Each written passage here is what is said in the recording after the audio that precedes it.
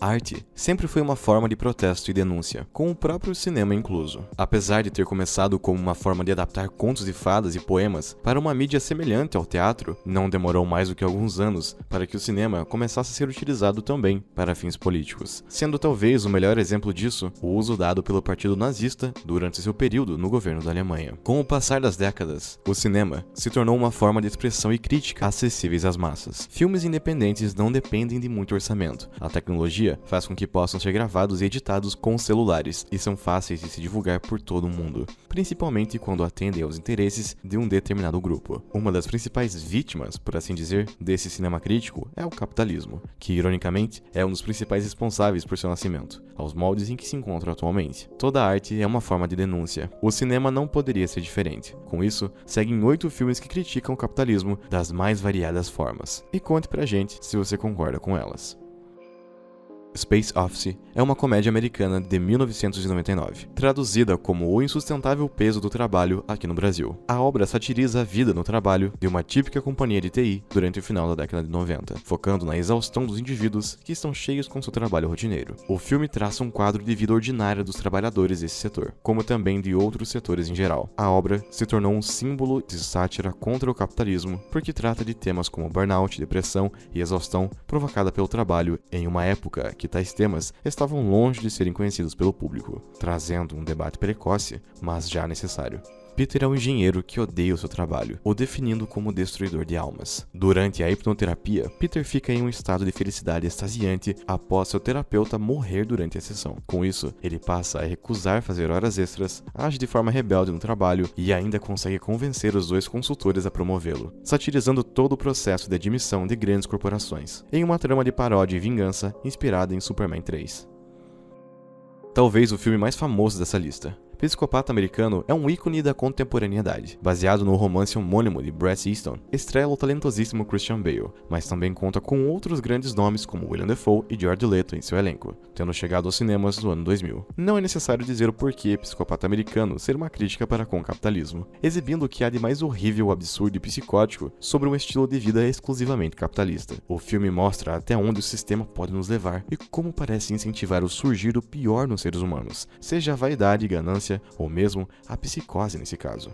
Em 1987, Patrick Bateman baseia sua vida em jantares e restaurantes chiques, cartões de visita e a manutenção de sua aparência para com seus colegas de trabalho mais próximos e sua noiva, Evelyn, os quais todos secretamente desgosta. Após ser confundido e contrariado por Paul Allen, um dos seus associados, Patrick, que há muito já vinha dizendo que estava perdendo o controle de seu instinto assassino, entra em uma espiral negativa onde não sabe se o que está vivendo é real, praticando assassinatos e torturando garotas pelas noites de Nova York, digno retrato de um psicopata americano. Considerado o símbolo do impressionismo alemão e um dos melhores filmes de ficção científica já feitos, Metrópolis foi a produção mais cara da Europa durante décadas, tendo sido considerado como uma obra-prima dessa fase inicial do cinema, e que pode ser considerado ainda atual, apesar de se passado quase um século do seu lançamento, em 1927. Por sua trama complexa, mas que trata de assuntos como a luta de classes e a destruição do meio ambiente, ele continua sendo uma crítica precisa ao capitalismo, bem como a forma como as relações sociais são baseadas simplesmente no lucro, e não na solidariedade. Os poderosos ficam na superfície, onde há o Jardim dos Prazeres, destinado aos filhos dos mestres. Os operários, em regime de escravidão, trabalham bem abaixo da superfície, na cidade dos trabalhadores. Essa poderosa cidade é governada por John Fredersen, um insensível capitalista cujo único filho, Freder, leva uma vida idílica, desfrutando dos maravilhosos jardins. Entretanto, Freder conhece Maria, a líder espiritual dos operários que cuida dos filhos dos escravos. Ele conversa com seu pai sobre o contraste social existente, mas recebe como resposta que é assim que as coisas devem ser. Paralelamente, um grande inventor consegue dar vida a robôs idênticos a seres humanos, que poderiam vir a substituir esses nos trabalhos pesados. Para tentar derrubar o movimento operário, John ordena que um robô, à semelhança de Maria, seja feito e que espalhe discórdia entre os mais pobres, mas sem saber que o próprio filho estava apaixonado por ela, gerando assim um grande plot, que é reconhecido como um dos maiores do cinema até os dias de hoje.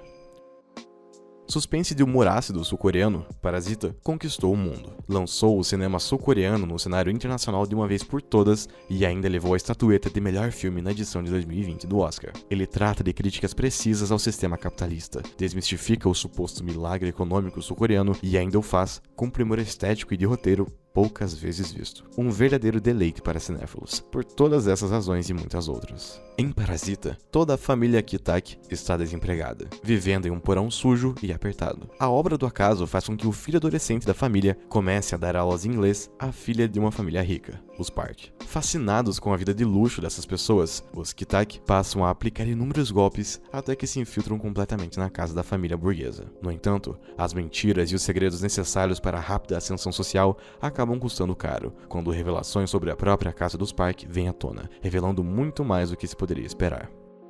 Tempos Modernos é talvez o filme mais famoso e conhecido do mundo inteiro, sendo uma presença obrigatória em toda a aula de sociologia do Brasil. Lançado em 1936, ele se mostra como uma comédia satírica do dia a dia nas fábricas, e assim como Office Space, toca em assuntos que nunca haviam sido discutidos até então, como a lesão por esforço repetitivo, o cansaço nas fábricas e a falta de segurança nesses locais. O filme é uma forte crítica sobre o capitalismo, ao neofascismo e ao imperialismo, bem como aos maus tratos que os trabalhadores recebiam na época desde a Revolução Industrial durante a Grande Depressão. Tempos Modernos retrata seu protagonista, conhecido apenas como vagabundo, empregado em uma linha de montagem. Lá, ele é submetido a um trabalho cansativo e imparável, forçado a parafusar uma linha de montagem cada vez mais rápida. Em um dado momento, ele acaba sofrendo um colapso nervoso e corre, deixando a fábrica para trás, no completo caos.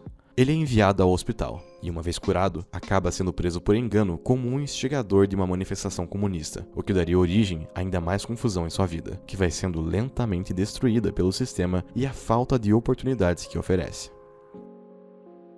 A animação produzida pela Pixar em 2008, WALL-E se mostrou como uma grata surpresa, ainda mais por ter saído de um dos grandes estúdios dos Estados Unidos. Sua crítica é muito passiva se comparada às demais obras aqui, mas também é uma das mais pertinentes, tocando como nenhuma outra na questão ambiental e nos perigos que ela pode representar para os seres humanos no futuro, que até o momento estão preocupados apenas em lucrar sem parar. A história segue um robô chamado WALL-E, criado no ano de 2100 para limpar a Terra coberta por lixo. Ele se apaixona por um outro robô, chamado Eva, que tem a missão de encontrar pelo menos uma planta na superfície do planeta Terra. Ele a segue para o espaço em uma aventura que irá mudar o seu destino e o destino da humanidade. O filme se passa no ano de 2805, época em que a Terra é um planeta abandonado e coberto por lixo, resultado de décadas de consumismo em massa, facilitado pela megacorporação By and Large. Desistindo de restaurar o ecossistema, a By and Large evacuou a Terra, levando a população a viver no espaço, em uma nave estelar chamada Axion,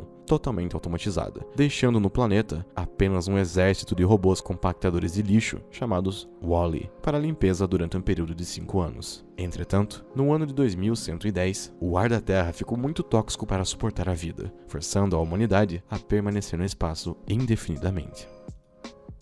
Baseado na graphic novel francesa Les Trente Personnages, Snowpiercer, ou O Exército do Amanhã, como foi traduzido no Brasil, é um dos melhores filmes já feitos sobre crítica ao capitalismo. Dirigido por John Woo, que também foi responsável pela produção de Parasita, que também figura nessa lista, trazendo os temas listados lá, como a luta de classes, a destruição do ambiente causada pela falta de consciência ambiental, fruto da miopia provocada pela ganância. Em um futuro distópico, um experimento científico é realizado para neutralizar o aquecimento global, que, após falhar, provoca uma era glacial que quase termina com a população mundial. Os únicos sobreviventes são os habitantes de Snowpiercer, motor ferroviário extenso com um nível ilimitado que circunda todo o planeta através de uma estrada de ferro. Após o desastre natural, o trem é dividido em duas classes sociais.